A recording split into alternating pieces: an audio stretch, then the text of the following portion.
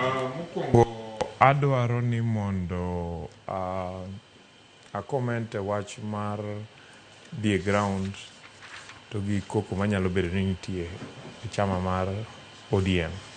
Mokwongo kan member mar ODM, but an luo.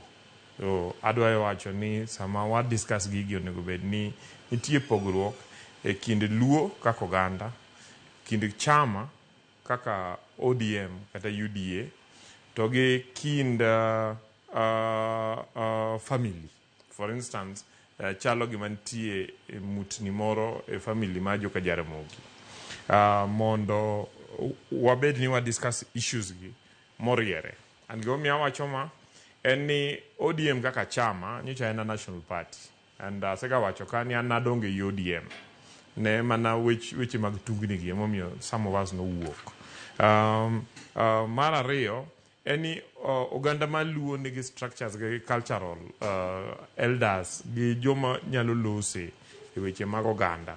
And family mar jokodinga nigi ratiro margi mar wacho weche gi kaka jokodinga. To jaduong' Raila Amolo Odinga nyo en jatelo mar chama mar ODM. Joluo be nyo osekawe kaka jatelo margi. To e dala mar jaduong' Jaramogi be nyo en ohinga. So unfortunately jatelo mar Raila Amolo Odinga koro onge. The question en ni be wanyalo bedo jatelo, wanyalo yudo jatelo manyalo mix gigi te. In my view, I feel ni for transition jaduong' Oburu nyocho odonjo makoro ntie kanyo ma chama mar ODM owale ni mondo bed kanyo. Being no ngama koro jaduong' to jodongo be manie kaluo be oyie ni onyalo bete mesa sami wacho weche mag luo, onyalo tero ne luo to be kidhi e dala ka Jaramogi kucho be en ngama duong'.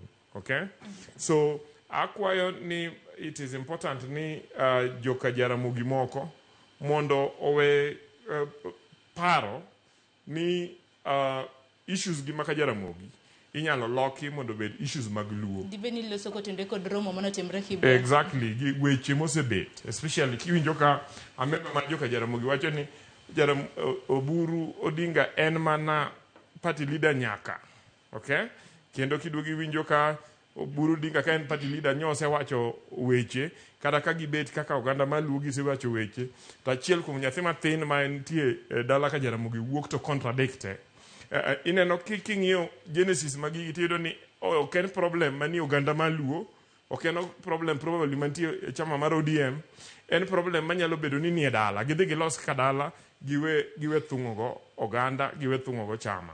Now kipenja wach mar ginene, wach mar UDA gi ODM, I think jotelo mag UDA motelnegi gi President William Ruto nyobet piny enek mo approve ni gidhi bedo gi negotiation gi ODM.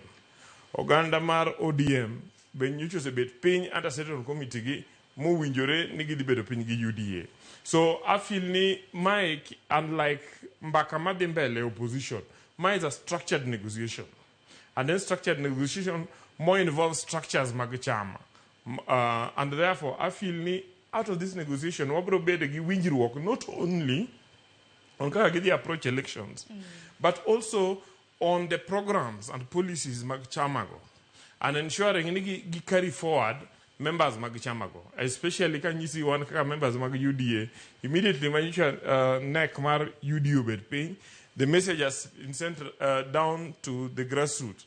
Nijo UDA nyakatigi jo ODM, and therefore we welcome the ODM mobile tiyo kodgi in all spheres, and samawat tiyo kodgi wangi aneni to ere manifesto mag UDM madwa dhiga election, ere ma jo ODM dwa dhiga election, ere gima wanya timo ne jopiny, but at the same time ang'o mosetimore ne jopiny sani. And I feel ni this is the only coalition manyalo demonstrate ni nitie gima gisetimo king'iyo weche mag thieth, weche mag agriculture, weche mag ndara, weche mag skunde and so on and so forth, compared to koko matimore e opposition group malugore ni United Opposition maonge structures gi mosebet piny kaka chama mantie United Opposition go.